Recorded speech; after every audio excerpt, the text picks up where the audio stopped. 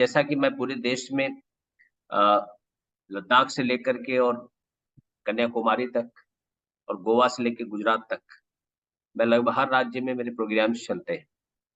तो वहाँ पर कई बार ऐसा होता है कि बहुत सारी इन्फॉर्मेशन मुझे शेयर करनी होती है, और ऐसा कोई मेरे पास प्लेटफ़ॉर्म नहीं जिसके माध्यम से मैं इन्फॉर्मेशन पहुँचा सकूँ। तो बीच में मैंने उदयन केयर की एक छोटा-सा प्रमोशनल वीडियो देखा था, जो देवांशी ने बनाया था, देवांशी पंड्या ने। तो मुझे उसी दिन ऐसा थॉट आया कि क्यों ना एक डिस्कशन किया जाए, ताकि मेरा जो अपना एक नेशन वाइड कॉन्टैक्ट है, उन तक इन्फॉर्मेशन जाए, और अगर उदयन केयर की जो अपनी फिलॉसफी है, उसमें उनका कोई परिचित व्यक्ति फिट बैठता है, बहुत तो बढ़िया। उसका ऑप्टिमाइज़ेशन करके बेनिफिट ले पाएँ, या राइट? लेकिन क्या होता है कई बार कि चूँकि इन्फॉर्मेशन सही नहीं पहुँचती है, तो लोग एप्रीहेंशन वश वश जो है क्योंकि बहुत सारे मार्केट में ऐसे प्रैक्टिसेज़ चल रहे होते हैं, या जिसके नाते लोगों को एक एप्रीहेंशन रहता है, फ़ियर रहता है कि अ, इस बच्चों को सजेस्ट करें या ना करें। बिल्कुल ठीक बात। तो इन्हीं सब चीज़ों को ध्यान में रख कर के एक छोटा-सा एक मैंने डिस्कशन करने के लिए रिक्वेस्ट किया था प्रतीक्षा मैम से। तो कल मैं गोवा जा रहा था, तो रास्ते में मुझे आइडिया आया, तो मैंने मैम से रिक्वेस्ट किया, एंड भगवान के आशीर्वाद से आज हनुमान जी का दिन है, शनिवार है, और मेरा नाम भी पवन कुमार है। तो आज ही के दिन आपने हाँ बोल दिया, तो मेरे लिए बड़ा उत्तम हो गया। सो शुरू करें मैम? जी। या मैम, बस जस्ट मुझे जानना था कि उदयन केयर ये थॉट प्रोसेस कहाँ से आया, और ये नाम कहाँ से आया, और इसके पीछे का एक जो मोटिवेशन, सोर्स ऑफ मोटिवेशन क्या था, जिसके नाते ये विचार आपके मन मस्तिष्क में आया था? इसमें बहुत सारी बातें मिली हुई हैं। बचपन में मैं करीब 8 साल की थी। ये कहानी आजकल मैं कई बार लोगों को बता भी चुकी हूँ और कई मीडिया में मिल भी जाएगी।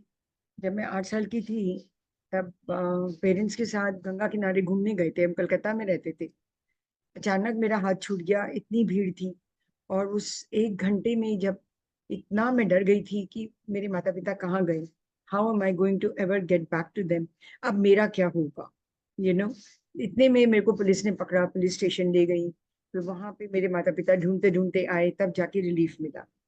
उस 1 डेढ़ घंटे के अलगाव ने ज़िंदगी में एक बहुत ही गहरा, मतलब दिल पे एक बहुत ही गहरा वो पहुँचाया, वो बनाया कि अगर मैं डेढ़ घंटे के अलगाव से इस बुरी तरह प्रभावित हुई, और मैंने देखा कि वो बहुत समय तक मेरे साथ ये सोच चली, ये घबराहट चली। रात में सोते-सोते अचानक उठ जाती थी और एकदम पसीने-पसीने हो जाती थी कि मेरे माँ-बाप मुझसे छूट गए। तो मैं सोचती थी कि उन बच्चों का क्या होता है जो अपने माता-पिता से दूर हो जाते हैं। ये बात बराबर दिमाग में रही जैसे-जैसे मैं बड़ी होती गई। उसके बाद ज़िंदगी चलती गई, बहुत सी चीज़ें और भी मैंने की। उसके बाद जब उदयन केयर बनाने की मन में ख़्याल आया, उसके पीछे मेन रीज़न ये था, उदयन का मतलब होता है सनशाइन, तो आइडिया ये था कि डिसएडवांटेज्ड जो लोग हैं, उनके जीवन में किस तरह से सूर्य का प्रकाश हो, उनको आगे बढ़ने का मौका मिले, उनके जीवन में भी वापस मुस्कान लौटे। इस आइडिया से हमने शुरू करने की कोशिश की, और यहाँ पर एक कैटलिस्ट रहा, एक पर्सनल ट्रेजेडी, जिसके कारण एकदम से धक्का लगा और मुझे लगा बस अब और नहीं वेट करना है, शुरू करना है। फिर मैंने जब अलग-अलग तरह की एनजीओज़ को देखना चालू किया, कौन किस कॉज़ पे काम कर रहा है। ये देखते-देखते एक ऑर्फनेज में मैं गई थी, जहाँ पर एक बच्चे ने मेरा कपड़ा पकड़ लिया और कहने लगा कि आप मुझे अपने घर ले चलो।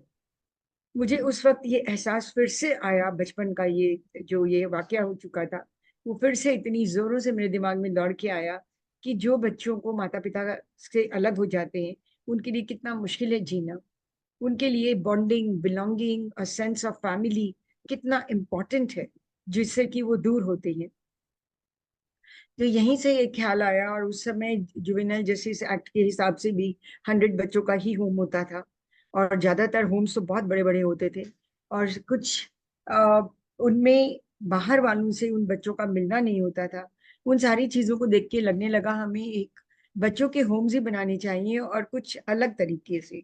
तो हम लोगों ने इन होम्स को ग्रुप होम्स की तरह से कल्पना की। 10-12 बच्चों का एक होम बने, जिसमें बच्चे कम्युनिटी में रहें। एक कम्युनिटी में एक होम है जिसमें 3-4 फ्लोर्स हैं। एक फ्लोर पे हमारे बच्चे रहें, बाकी फ्लोर्स पे नेबर्स हों।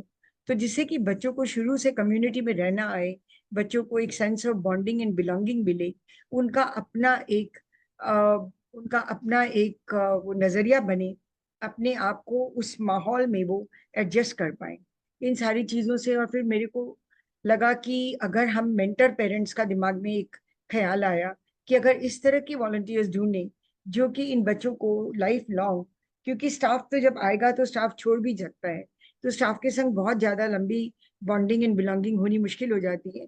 अगर हमें इस तरह के कोई लाइफ टाइम मेंटर्स मिल जाए जो कि इन बच्चों के संग जुड़ें और इन बच्चों को आगे बढ़ाने में मदद करें, तब इन बच्चों के लिए बहुत अच्छा होगा। तो इस तरह की कल्पना से उदयन घर्स की शुरुआत हुई। उदयन अगेन, जैसा मैंने अभी बताया कि सनशाइन, सनलाइट, ब्राइटनेस, रोशनी, एक मुस्कान, ये सारी चीजें थी। तो लगा कि जब छोटे नंबर में बच्चे होंगे तो उनके ऊपर अच्छे से ध्यान दिया जा सकेगा और उनकी एक एक जरूरतों को पूरा करने के लिए कोशिश की जा सकेगी। और जो मेंटर पेरेंट्स होंगे वो इस तरह के होंगे जो कि जिन्होंने खुद अपने बच्चों को बड़ा किया है और जिनको पेरेंटिंग का एक्सपीरियंस है, तो वो इन बच्चों को बहुत अच्छे से आगे बढ़ाने में मदद कर पाएंगे। और ये 28 साल पुरानी बात है, 30 साल की संस्था हो गई है। हमारे 2 साल 1.5 साल के बाद पहला उदयन घर चालू हुआ, जिसमें मैं पहली मेंटर मदर थी। फिर मेरे साथ लोग जुड़ते गए और कारवां बढ़ता गया, बहुत लोग जुड़े। अभी हम लोग 33 मेंटर पेरेंट्स हैं और 13 बच्चों के होम्स हैं। और हम लोग इन बच्चों को अपने बच्चों की तरह कोशिश रहती है कि इन बच्चों की हर सुविधाओं का ध्यान रखा जाए, इन बच्चों की हर जरूरतों को पूरा किया जाए, जितना कि हम लोग कर पाते हैं। जी। और जब ये बच्चे 18 के हो जाते हैं, तब इनके पास कोई जगह नहीं होती है जाने की। और पहले जुवेनाइल जस्टिस एक्ट में भी 18 के बाद आफ्टर केयर की बात की गई है, लेकिन वो आफ्टर केयर के प्रति लोगों को ना तो समझ थी, ना उसके प्रति कोई वो अधिकार वाला एक की चुनौती थी कि ये मेरा अधिकार है तो मुझे मिलना चाहिए। न तो बच्चों को पता था, न फंक्शनरीज को पता था। तो हम लोगों ने 2018-19 में एक स्टडी की और उसमें क्लियर निकल के आया कि 18-19 साल के बच्चे को अगर आप बाहर निकाल देते हैं तो उसके लिए आगे बढ़ना कितना मुश्किल है। और खासकर जो ये बच्चे इन संस्थाओं में आते हैं, इतने ट्रॉमेटाइज्ड होते हैं। आप सोच के देखिए ना, अगर पेरेंटल सेपरेशन हो, पेरेंटल अब्यूज, कम्युनिटी अब्यूज, न जाने क्या क्या, ये बच्चे पावर्टी, डिस्क्रिमिनेशन, तरह तरह की चीजों को भोगते हुए वो हम तक पहुंचते हैं या हमारी जैसी किसी संस्था में पहुंचते हैं। इन सब चीजों का उनके मानसिक स्तर पे बहुत बुरा आघात पहुंच चुका होता है। उन सारों को संभालना, हीलिंग करा पाना, उनकी हीलिंग हो पाए, वो अपने आप में कितना एक जरूरी है कि ये घाव पूरा हो पाए। राइट। इस तरह से उदयन घर चालू हुए थे। फिर आ, हमारे यहाँ ही एक महिला थी जिन्होंने कहना चालू किया कि उनके अपने बच्चे थे। तो उन्होंने कहा कि मैडम, आप अनाथ बच्चों के लिए तो सोच रहे हो, आप उन बच्चों के लिए क्यों नहीं सोच रहे जिनके माता पिता हैं लेकिन वे कर नहीं पा रहे हैं क्योंकि उनके पास पैसे नहीं है। फिर बाई चांस ऐसा हुआ कि मैं बाहर निकली, ये कहानी आपने शायद सुनी भी थी जब मैंने वहां पे बताई थी। जब मैं बाहर निकली और एक सब्जी खरीद रही थी, सब्जी वाले की बेटी बगल में बैठी हुई थी और बड़े गुस्से में आंखों में आंसू भरे हुए थे। मैंने उससे पूछा क्या हुआ, तो उसने कहा अभी मेरा 10th का एग्जाम होने वाला है और माँ ने कह दिया अब इसके बाद नहीं पढ़ना है, पढ़ के क्या करना है, वही तो रोटी चुलाई तो करना है, तो पढ़ के क्या फायदा, और ये मुझे नहीं पढ़ने दे रही। तो मैंने उससे पूछा आप क्या पढ़ना चाहते हो, तो उस लड़की ने बताया कि वो नैनो टेक्नोलॉजी पढ़ना चाहती है। मैं तो बिल्कुल दंग हो गई थी। ये था ईयर 2002, कि एक उस जमाने में जबकि इंटरनेट इतनी जोरों से आया आया भी नहीं था और गरीब बच्चों तक तो पहुंचा भी नहीं था। तो इस बच्ची के मन में इतना ख्याल है कि ये इस तरह की पढ़ाई करे और आगे बढ़े, इसका मतलब हमारे देश की बेटियां तैयार हैं। और माता पिता की आर्थिक तंगियों की वजह से या सामाजिक जो इनोवेशंस होते हैं कि लड़की को पढ़ा के क्या करना है, लड़की की शादी कर दो, जल्दी से जल्दी उसको अपने पाँव पे, मतलब उसको सेटल कर दो। ये सेटल वर्ड मुझे सबसे ज्यादा बुरा लगा कि आप कैसे सेटल कर रहे हो। ज्यादातर तो आप अनसेटल कर रहे हो, क्योंकि लड़की जब तक अपने पाँव पे नहीं खड़ी होगी सेटल कैसे हो। ये सारी चीजों को देखते हुए हम लोगों ने उदयन शालिनी फेलोशिप की कल्पना की। एक ऐसी फेलोशिप जिसमें कि लड़कियों को हर तरह से उनको बढ़ावा मिले, और उनके मन में जो उनको और उनके परिवार के मन में कोई भी संकुचित विचार है उनके बारे में उनके संग चर्चा हो सके, और उन चर्चाओं के द्वारा उन्हें इनहिबिशंस को स्टॉप किया जाए और वो लड़कियां आगे बढ़ सके। जैसा कि आप जानते हैं, आपके शहर में भी, और सबसे ज्यादा आप इतना जुड़े हुए हैं इस उदयन शालिनी फेलोशिप प्रोग्राम वडोदरा से, तो इसी तरह ये प्रोग्राम अब 36 सिटीज में हो गया है। And there are all volunteers who are coming forward and they are taking this programme ahead.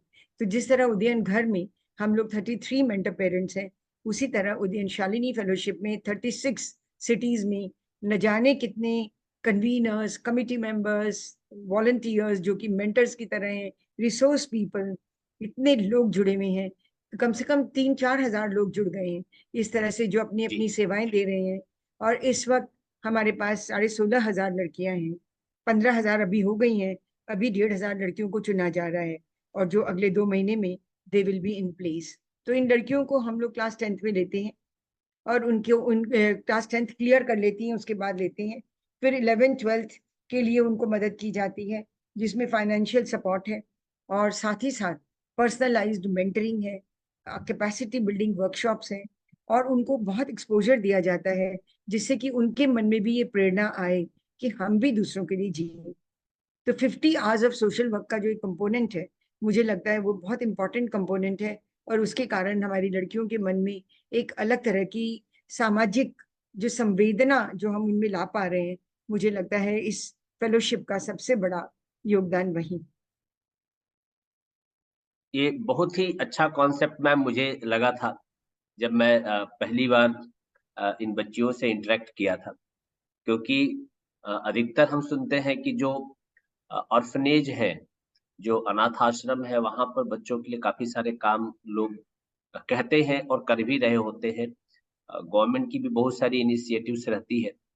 लेकिन जो परिवार इकोनॉमिकली, फाइनेंशियली कमज़ोर है और उन घरों की लड़कियाँ यदि आगे बढ़ना चाहें, तो उनको किस तरह से स्कॉलरशिप देकर, और सिर्फ़ स्कॉलरशिप ना देकर, बल्कि वो जिस फ़ील्ड में जाना चाहती हैं, उस तरह के फ़ील्ड आइडेंटिफ़ाई करके, उस फ़ील्ड से रिलेटेड मेंटर प्रोवाइड करके, और उन मेंटर की मदद से उन बच्चियों को प्रॉपर गाइडेंस दे के प्रिपेयर करना, और प्रिपेयर करके उनको सही एजुकेशन की तरफ ड्राइव करना।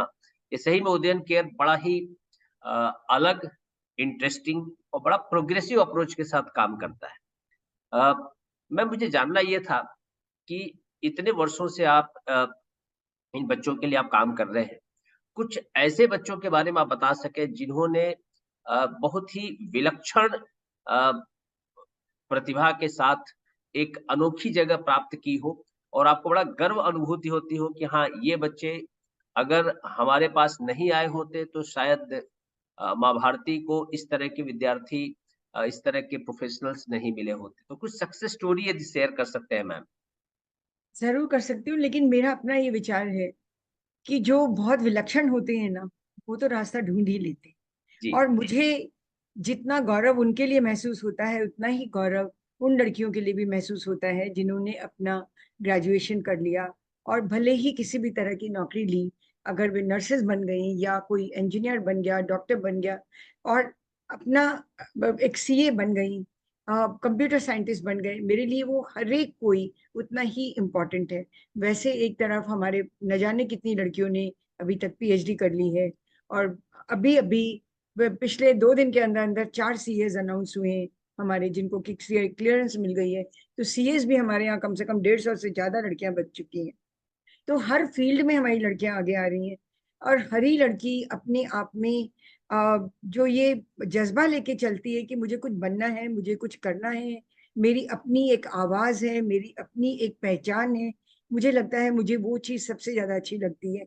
और हर एक के मन में जो ये 50 आवर्स ऑफ सोशल वर्क जो हम इनको बोलते हैं करने के लिए, तो जो एक सामाजिक संवेदना जो इनके अंदर आती है, ये सिर्फ मैं और मेरा परिवार नहीं, ये माँ भारती ही मेरा परिवार है, तो हमें इनके लिए भी कुछ करना है। ऐसा हमारी कितनी ही बेटियों ने अपनी अपनी एनजीओ तक चालू कर ली हैं, और जो उन क्या एनजीओ बात के है! थ्रू वे लोग बहुत काम कर रहे हैं और बहुत कुछ अच्छा कर रहे हैं। कई लड़कियां फॉरेन यूनिवर्सिटीज में वो साइंस लैब्स में काम कर रही हैं, पीएचडी करके, और मतलब मैं क्या बताऊं, हर तरफ देखती हूँ तो बड़ी खुशी होती है। और किसी भी कॉर्पोरेट में जाइए, आपको कोई ना कोई, खास करके गुड़गांव वगैरह में मैं देखती हूँ, हमारी लड़कियां सब बड़े बड़े कॉर्पोरेट्स में भी काम कर रही हैं। चाहे वो एलटी ओवरसीज हो, चाहे वो ये कोफोर्ज हो, चाहे मतलब बड़ी बड़ी कंपनियों में भी उनको काम मिल रहा है। जेनपैक्ट में हमारे बहुत से बच्चे हैं, ईवाई में हमारे बहुत से बच्चे, and everywhere I am hearing such good reports about our children, कि वो लोग इतने हम्बल हैं, इतना अच्छे से काम करना चाहते हैं, जिंदगी में आगे बढ़ने का जज्बा है। आपको और क्या चाहिए? मैम बहुत सारे हमारे अध्यापक ऐसे हैं और बहुत सारे इंडस्ट्री प्रोफेशनल्स हैं जो मुझसे जुड़े हुए हैं। डेफिनेटली वो चाहेंगे कि एक मेंटर के तौर पर कैसे वो भी कंट्रीब्यूट कर पाएँ, क्योंकि इच्छा सबकी होती है कुछ न कुछ समाज में जिन लोगों को आवश्यकता है उनके साथ खड़ा होकर के कुछ कंट्रीब्यूट करने की। ये लगभग भावना सबकी होती है, पर अनेकों कारणों से वो कर नहीं पाते हैं। कई बार उनके पास कोई प्लान नहीं होता, या तो कई बार प्लान होता है पर कैसे एग्ज़ीक्यूट करें तो एग्ज़ीक्यूशन मॉडल नहीं होता, या तो फंड की समस्या होती है, या मतलब अनेकों समस्याएँ होती हैं जो आपने भी फेस की होंगी। तो मेरे जो है काफ़ी सारे ऐसे मित्र हैं जो चाहते हैं कि कंट्रीब्यूट करें, भारत विदेश अलग-अलग जगहों पे रहते हैं। आपके माध्यम से मैं जानना चाहता था कि कोई भी व्यक्ति यदि इस तरह के विद्यार्थियों का मेंटर बनना चाहता है, तो किस तरह से उदयन केयर के साथ जुड़ करके एक मेंटर बन सकता है और मेंटर बन करके इस तरह के बच्चों के जीवन में एक नया बदलाव और उनके जीवन में सफलता का एक मार्गदर्शक बन सकता है? ये बहुत ही अच्छी भावना है और इसी भावना से हम लोगों ने भी शुरू किया, और इसी के कारण अभी कम से कम भी 2,500 से 3,000 मेंटर्स और सब जगह से जुड़े हुए हैं। लेकिन हमारे पास लड़कियों की संख्या आपको मैंने अभी बताया कितनी है। इसीलिए हमारी अपनी लड़कियां जब वो कॉलेज में आ जाती हैं, उनको हम मेंटोर दीदी बोलने लगते हैं, जिससे कि वो मेंटोर दीदी अपनी नई जो मेंटीज आई हैं स्कूल्स में, उनको मेंटर कर सके। अगर बाहर से कोई भी जुड़ता है, जैसे बहुत सी बड़ी बड़ी कंपनीज भी हैं, अगर आप देखिए तो आईएनजी जो कि नेदरलैंड्स में है, उनके एम्प्लॉयज के संग भी एक बहुत बढ़िया प्रोग्राम चल रहा है। उनके लिए एक दिन तय किया हुआ है। उनके एम्प्लॉयज को हम लोगों ने फोन पे ही, जूम पे ही इंटरव्यू करके उन लोगों को फाइनल किया एज मेंटोर्स, और उनके संग गर्ल्स को हम लोगों ने अटैच किया। Now they are talking to them, and guiding them, mentoring them. Group में भी वो 6-6, 8-8 लोगों को आज जूम के कारण या कोई भी ऑनलाइन डिवाइस के कारण सब इतना इजी हो गया है। ज्यादातर हर लड़की के पास कोई ना कोई मोबाइल की सुविधा होती है, और हम लोग की पूरी कोशिश होती है जिनके पास बिल्कुल मोबाइल नहीं है उनको हम लोग दिला पाए। तो मोबाइल होने के कारण लड़कियां भी अभी बहुत ज्यादा ऑनलाइन प्रोसेस में आ गई हैं। तो किसी को भी इसमें कोई खास खर्चा करने की जरूरत नहीं है। अगर हम लोगों से वो जुड़े, हम उनका एक थोड़ा सा इंटरव्यू कर लेते हैं, उनका एक प्रोफाइल देख लेते हैं, उस प्रोफाइल के अकॉर्डिंगली वो कितना टाइम दे सकते हैं, किस तरह की उनकी एक्सपर्टीज है, उसी तरह के बच्चे के संग उनको जोड़ देते हैं। कुछ ऐसे भी हैं जो ऑनलाइन वर्कशॉप्स करना चाहते हैं, जो एक बार में 100 लड़कियों को, 300 लड़कियों को, 500 लड़कियों को हम लोग उनके संग टॉपिक्स को डिसाइड कर लेते हैं और उनको ऑनलाइन बुलाते हैं। और ऑनलाइन हमारी लड़कियां पूरे इंडिया भर से, जो लड़की जुड़ पाती जुड़ती है। एक एक बार में 300, 500, इतना बढ़िया ये वर्कशॉप चलती हैं। हर संडे को भी होती है, ये ऑनलाइन भी और ऑफलाइन भी। तो जैसा मैंने बताया 36 सिटीज में है। अभी अभी हमारे 2 नए चैप्टर्स बन रहे हैं, विजयवाड़ा में साउथ में, और एक आ रहा है मेरठ में। और उसके अलावा बाकी 13 स्टेट्स में हमारे सारे अलग अलग सिटीज हैं। हर मेट्रो सिटी में, हर मेजर मेट्रो सिटी में उदयन शालिनी फेलोशिप प्रोग्राम है। एंड टीयर 2 सिटीज में भी, काफी टीयर 2 सिटीज में भी उदयन शालिनी फेलोशिप प्रोग्राम है। तो अगर कोई भी व्यक्ति इन शहरों में रहता है तो वो इन पर्सन भी कर सकता है, जो दूर रहते हैं वो ऑनलाइन भी कर सकते जी। मैं तो इसका एक छोटा-मोटा हिस्सा हूँ और मैं व्यक्तिगत तौर पर फेस टू फेस में ज़्यादा विश्वास करता हूँ और करता भी रहा हूँ। बहुत सारे ऑनलाइन सेशंस भी एड्रेस किए हैं। लेकिन मैम एक चीज़ मुझे और जानना था, क्योंकि मैं ओरिजिनली गाँव से बिलॉन्ग करता हूँ और ये जो विषय है, जिस विषय पर हमारी चर्चा चल रही है, गाँव में समस्या ज़्यादा प्रबल है। हमारे अधिकतर सेंटर्स शहरों में हैं। जी, ऐसे में गाँव के बच्चे यदि इस कैटेगरी में एलिजिबल होते हैं, जो उदयन केयर की अपनी कैटेगरी है, एलिजिबिलिटी क्राइटेरिया है, तो उस एलिजिबिलिटी क्राइटेरिया में अगर वो फॉल करते हैं, तो गाँव के बच्चे कैसे इस पूरी की पूरी अभियान का बेनिफिट ले सकते हैं? और अगर बेनिफिट ले सकते हैं, तो उसकी प्रक्रिया क्या है और कैसे आगे बढ़ा जाए? जी। तो अभी तक ये बिल्कुल अर्बन ही रहा। फिर कुछ हमने पेरी अर्बन भी चालू किए, जैसे कि आप मान लीजिए बड़ौदा के पास ही है कलोल, 40 किलोमीटर्स का दायरा था। तो हम लोगों ने सोचा चलिए यहाँ से रिसोर्स पीपल भी चले जाएँगे और कलोल से लड़कियाँ भी कभी-कभी आ सकेंगी। उसके अलावा Kalol being an industrial town, वहाँ स्कूल्स की भी कमी नहीं है। तो वहाँ पे स्कूल में पढ़ पा रही हैं लड़कियाँ, और अगर कॉलेजेस करती हैं तो वो वडोदरा तक आ पाएँगी, क्योंकि 40 किलोमीटर्स इज़ नथिंग। उसी तरह औरंगाबाद में भी, औरंगाबाद के पास वो एक जगह है, नाम भूल रही हूँ मैं, वहाँ पर भी वो भी इसी तरह का कलोल की तरह सेमी अर्बन ही एरिया है, वहाँ के बच्चों को लिया है। इससे 2-3 जगह हम लोगों ने शुरू तो किया है, लेकिन एक चीज़ हम लोग बार-बार रियलाइज़ कर रहे हैं, एकदम इंटीरियर्स में जाके गाँवों में कर पाना ये बहुत मुश्किल हो पाएगा, क्योंकि एक तो गाँवों में स्कूल नहीं होंगे, और जहाँ स्कूल होंगे भी, तो वहाँ पढ़ाई का स्तर बहुत खराब होगा।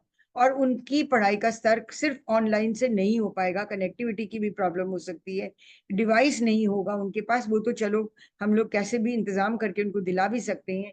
लेकिन अगर वो 11वीं 12वीं कर भी लेती हैं, उसके बाद क्या? और इस प्रोग्राम का एक बहुत बड़ा हिस्सा है कि उनको ग्रेजुएट्स, मतलब कम से कम वो अंडर ग्रेजुएट स्टडी कर पाएँ, या कोई भी वोकेशनल ट्रेनिंग साल 2 साल की कर पाएँ, which will lead them to a job. तो उनके लिए बहुत मुश्किल हो जाएगा, क्योंकि शहर तक हम लोगों के पास कोई हॉस्टल्स नहीं है कि हम उनको शहर तक ले आएँ और ला कर के हम इनको यहाँ पढ़ा दें और पढ़ा के उनको जाने दें। ऐसा भी नहीं हो पा रहा है, क्योंकि it's a matter of great responsibility also, और उसके अलावा फंडिंग। तो इसीलिए, और देखिए ना, ज़रूरत का जहाँ तक सवाल है, जिनको भी हम लोग दे रहे हैं, ये सभी ज़रूरतमंद हैं। तो इस समय ये देखना चाहिए कि ज़्यादा से ज़्यादा जो ज़रूरतमंद लड़कियाँ हैं, चाहे किसी भी लोकेलिटी में हों, अगर उनको बेनिफिट मिल सके तो हम उनको दे पाएँ। तो जो भी सेमी अर्बन एरियाज़ या पेरी अर्बन एरियाज़ हैं, वहाँ पे we would be interested in setting up, but not very far into, क्योंकि फिर वो बच्चे कॉलेज के लिए आ नहीं पाएँ। बिल्कुल सही मैम, क्योंकि सिर्फ़ कहने के लिए करने का कोई अर्थ नहीं है। नहीं। जो चीज़ जिस उद्देश्य से प्रारंभ की गई है, वो उद्देश्य को पूरा मीट करनी चाहिए। और कहीं न कहीं ये जो मिशन है, वो मिशन है कि अ, हर एक व्यक्ति जो पढ़ना चाहता है और किसी कारण से पढ़ाई नहीं कर पा रहा है, उसके साथ किस तरह से समाज खड़ा रहे। ये बहुत ही अच्छा एक इनिशिएटिव रहा है। पिछले लगभग 4-5 वर्षों से मैं जुड़ा हूँ और मैं देखता हूँ कि अ, जिस कलोल की आप बात कर रही हैं, वहाँ पे एक बच्ची मुझे अभी बीच में काउंसलिंग के दौरान मिली थी। फाइनेंशियल कंडीशन इतनी खराब कि बात ना करें, उसको आईपीएस ऑफिसर बनना है। वाह! तो ऐसे-ऐसे बच्चे मिलते हैं, आप उनकी बातें सुने, उनका प्रिपरेशन सुने, उनका माइंडसेट सुने, तो ऐसा लगता है कि जितनी अपने अंदर शक्ति है, पूरी शक्ति लगा करके इसके सपने को क्यों ना पूरा किया जाए।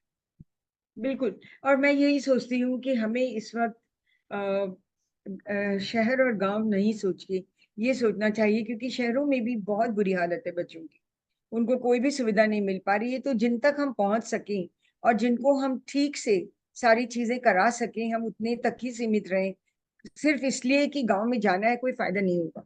यू नो बहुत कम बच्चे गाँव से निकल पाएँगे, उनके पास रहने की सुविधा नहीं होगी शहरों में आके। अगर उनके माता-पिता को समझा भी दिया जाए, सबसे बड़ा इश्यू तो फंडिंग का हो जाएगा। मैंने एक और चीज़ देखी और उसके बारे में थोड़ा-सा मुझे और आपसे डिटेल जानना था। सिर्फ़ ग्रेजुएशन करा लेना, पोस्ट ग्रेजुएशन, पीएचडी ये दिशा तो ठीक है, ये तो एक कन्वेंशनल वे है लोगों को मदद करने का। मैंने उदयन केयर में देखा है कि nail artist, beautician, computer skills कैसे डेवलप किया जाए, वेरियस अदर स्किल सेट्स के ऊपर भी खूब फ़ोकस रहता है। तो जो बच्चे चाहते हैं कि हैंड्स ऑन स्किल सीख करके हुँ, और आने वाले समय में अपना खुद का बिज़नेस सेटअप करें, उनके लिए भी मेंटरिंग प्रोवाइड करना, और हर तरह के सपोर्ट प्रोवाइड करना। ये आइडिया किस तरह से आप लोगों के मस्तिष्क में आया? और ये मतलब मुझे इसको समझना था ऑडियंस के तौर पर कि एग्ज़ैक्टली ये क्या है? ये देखिए, ये एक तीसरा प्रोग्राम है जिसके बारे में मैं अभी तक नहीं बता पाई थी। वो है आफ्टर केयर आउटरीच प्रोग्राम। जैसा मैं आपको बताई अपनी स्टडी के बारे में, तो बताया कि निकल के आया कि आफ्टर 18 इन बच्चों के लिए कोई सुविधा नहीं होती। और जिन संस्थाओं में बड़े होते हैं, कई बार इनकी पढ़ाई भी पूरी 12वीं तक नहीं हो पाती है। ऐसे में उनके लिए रेगुलर स्टडीज में जाना बहुत मुश्किल होता है। तो उनके लिए स्किल ट्रेनिंग बहुत जरूरी होती है, हैंड्स ऑन ट्रेनिंग। लेकिन शालिनीज के लिए हम लोगों का यही सपना है कि वे अगर वोकेशनल ट्रेनिंग भी करें तो हाई एंड करें, अगर वे पढ़ाई करें तो उनको ग्रेजुएशन करना ही है। अब एनईपी के कारण भी काफी कुछ स्किलिंग एंड एजुकेशन कहीं दोनों मिल गए हैं। अब पहले जैसे दो बिल्कुल दो अलग दिशा में थे, अब ऐसा नहीं है।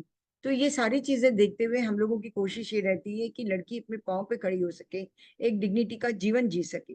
एंटरप्रेन्योरशिप पे अभी तक हम लोग बहुत ज्यादा अच्छा नहीं कर पा रहे हैं, क्योंकि उसके लिए अब हम लोग कुछ मॉड्यूल्स बना रहे हैं कि जिन बच्चों को एंटरप्रेन्योरशिप का शौक है और जो जाना चाहती हैं, पहले तो उनको असेस किया जाए।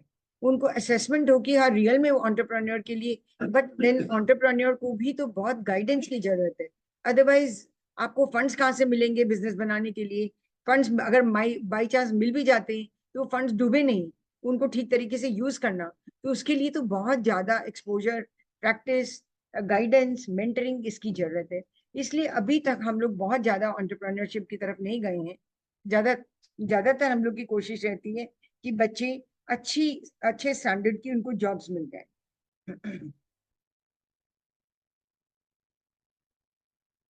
बिफोर हम अपनी बात समाप्त करें, मैम मुझे सिर्फ इतना ही जानना था कि ये जो हमारी बच्चियां हैं, इनकी सिलेक्शन प्रोसेस कैसे रहता है?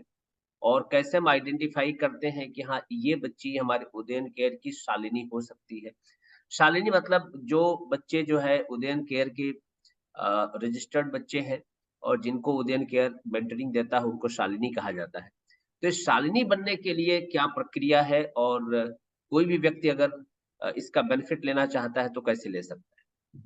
या तो इसके लिए भी हम लोगों ने कुछ एक बहुत क्लियर कट क्राइटेरिया बनाई हुई है।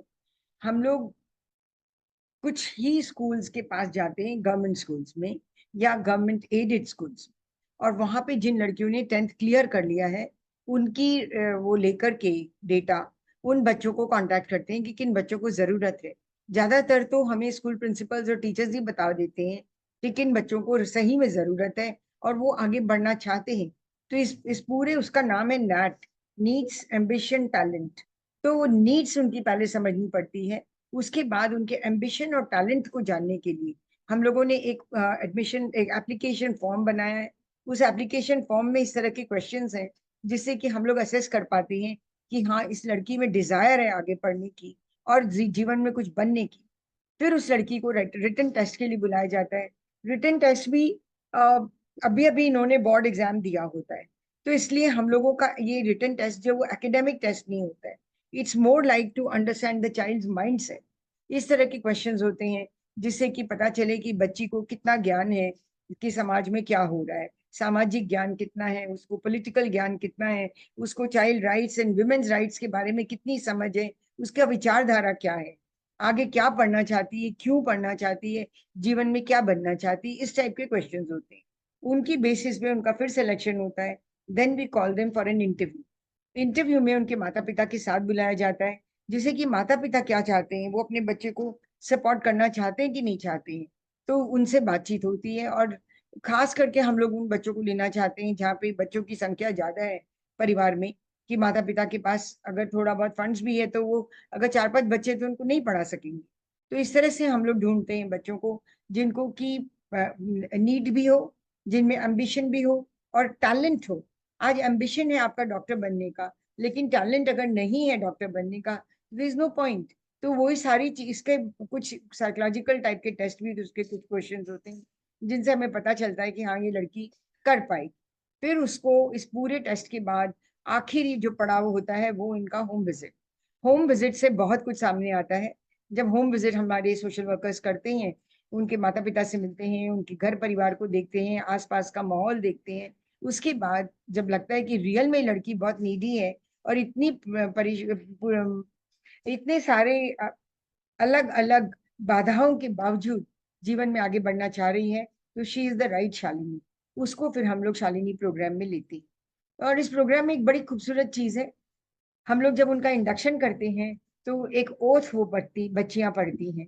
उस ओथ में बहुत क्लियर लिखा है, ये नहीं लिखा कि मैं बड़ी होके कोई डॉक्टर इंजीनियर बन जाऊंगी या मैं इतने रुपए कमा लूंगी या इस तरह की बातें। उसमें ये लिखा है कि मुझे ये समझ आएगा इस पर्टिकुलर प्रोग्राम के बाद, मैं एक ऐसे भारत की बच्ची होंगी जो इस भारत को आगे बढ़ाने में साकार भारत का साकार रूप देगा। तो उस तरह की ओथ है जिसमें कि उन बच्चों को एक विजन दिया जाता है कि you are not only you and your family, it is the it is the community, it is the country. तो उस तरह की बातें हम बच्चों से बहुत करते हैं और देश प्रेम की भावना उनमें जागे और वो ज्यादा से ज्यादा देश के लिए जो भी करें देश का सोच के करें। बहुत अच्छा लगा मैम, क्योंकि दो बच्चियों को तो मैं भी जानता हूँ जिन्होंने एनसीसी में 100 आवर्स का फ्लाइंग कंप्लीट किया है। काफी सारी बच्चियां ऐसी हैं जो पुलिस सर्विसेज की डिफेंस की तैयारी कर रही हैं, वेरी गुड। अग्निवीर की तैयारी कर रही हैं और अग्निवीर ज्वाइन भी कर रही हैं। तो ये आप लोगों के एफर्ट्स का ही आउटकम है। एक पूरा ये एफर्ट्स हमारे कुछ भी नहीं होते अगर आपके जैसे लोग नहीं जुड़ते। आप इतनी बड़ी यूनिवर्सिटी में आप इतने ज्यादा बिजी हैं और इतनी बड़ी पोजीशन होल्ड करते हैं, फिर भी आप इतना सब कुछ इन बच्चों के लिए कर पाते हैं। I just don't have words to say thank you. आपको तो मैंने खुद सुना था, आप तो सोते को जगा देते हैं। Thank you ma'am, thank you so much. बहती गंगा में थोड़ा सा आचमन कर लेने में कोई दिक्कत नहीं है। आपने जो गंगा बहाई है उसमें हमको मौका मिलता है तो हम भी आचमन कर लेते हैं। पर सत्य ये है कि इस तरह की एक्टिविटी भारतवर्ष के प्रत्येक क्षेत्र में हो और इस देश का हर युवा, चाहे वो कन्या हो या लड़का हो, हर किसी को इस तरह के बेनिफिट मिले, इस तरह के इनिशिएटिव्स की खूब आवश्यकता है।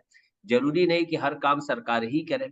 सरकार का काम है कि हमें सुरक्षित एक ऐसा माहौल बना सके जहाँ पर देश के नागरिक अपने दूसरे नागरिकों के लिए एक बड़े सिम्बायोटिक एनवायरनमेंट क्रिएट कर पाएँ और उदयन केयर उसी का एक साक्षात स्वरूप है।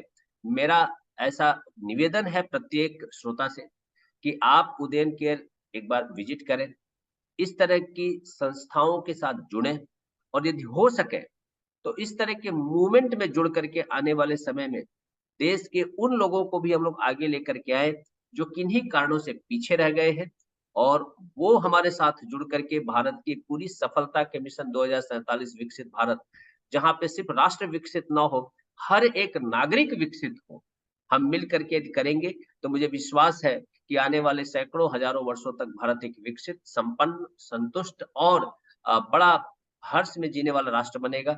मैं एक बार किरण मैम का मैं फिर से आभारी हूँ और मैं आपको धन्यवाद कहना चाहता हूँ। आप दिल्ली से जुड़ी हैं और सरनेम मोदी है मैम का।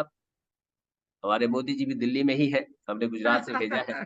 अरे तभी तो दिल्ली जो है मोदीमय है, भारतवर्ष मोदीमय है।